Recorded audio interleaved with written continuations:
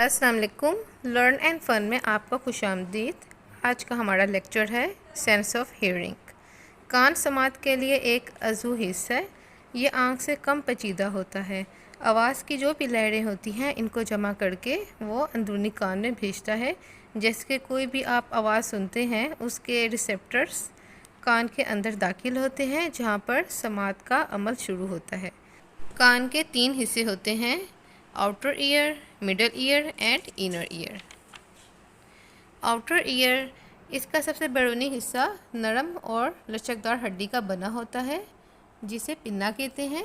इसके साथ 1.5 inch long auditory कनाल होती है जिसके अंदर हेयर्स होती हैं और वैक्स होती है जिसमें कोई भी बैक्टीरिया कान में दाखिल नहीं हो पाता और वो वैक्स के साथ स्टिक हो जाता है। ऑर्टरी कनाल के साथ ईयर ड्रम जुड़ा हुआ होता है। ये बहुत ही सेंसिटिव पार्ट होता है। साउंड वेव्स पिन्ना से गुजरकर जब ऑर्टरी कनाल में दाखिल होती हैं तो वो ईयर ड्रम में वाइब्रेशन करती हैं जहाँ पर हियरिंग होती है।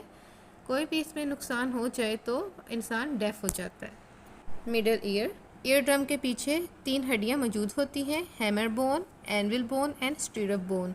ये हड्डियाँ बहुत ही छोटी होती हैं। आवाज़ की लहरें जब वाइब्रेशन करती हैं कान के पर्दे पर तो ये वाइब्रेशन फिर सबसे पहले हैमर बोन में मुंतकिल होती है। वहाँ से हैमर बोन से ये एनविल बोन में जाती है और एनविल बोन जो है वो स्टीरप बोन के ऊपर वाइब्रेशन ले आती है। और यहाँ पर ये जो स्टैचिन ट्यूब भी मौजूद होती है इसका काम होता है गले के दोनों जानिब हवा का प्रेशर को मेंटेन रखना। यूस्टैचिन नामी साइंटिस्ट ने ये ट्यूब दरियाफ्त की थी। अगर बहुत तेज़ आवाज़ हो जिससे कान का पर्दा डैमेज हो सकता है तो फालतू आवाज़ कान की इस ट्यूब के ज़रिए हलक में दाखिल होकर खारिज हो जाती है। स्टीरप बोन आवाज़ की लहरें बाद में ओवल विंडो के ज़रिए इनर ईयर में दाखिल कर देती है।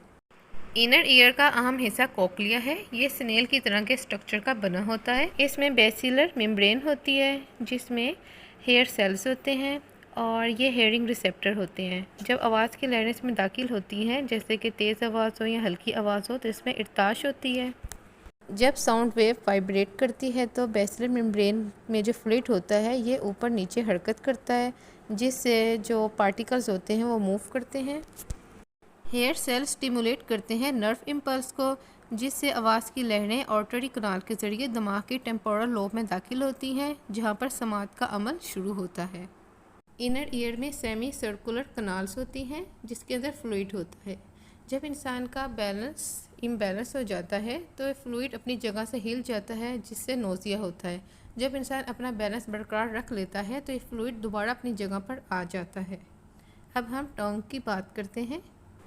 टंग ओवल शेप का एक वॉलंटरी मसल है।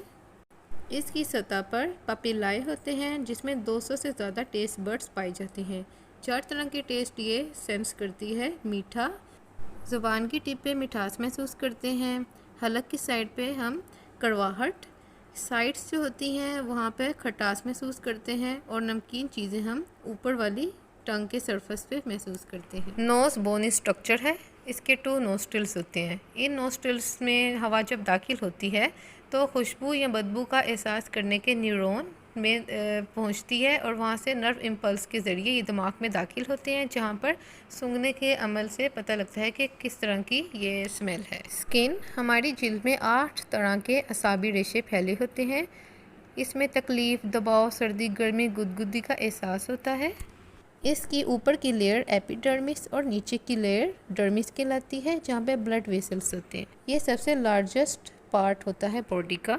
सेंसरी नर्व मुख्तलिफ बॉडी पार्ट से सेंसेशन को स्पाइनल कॉर्ड के ज़रिए दिमाग तक पहुंचाते हैं जहां पर दर्द का या मुख्तलिफ सेंसेशन का एहसास होता है। उम्मीद है आपको लेक्चर पसंद आया होगा। नेक्स्ट लेक्चर में हम परसेप्शन के बारे में बताएंगे।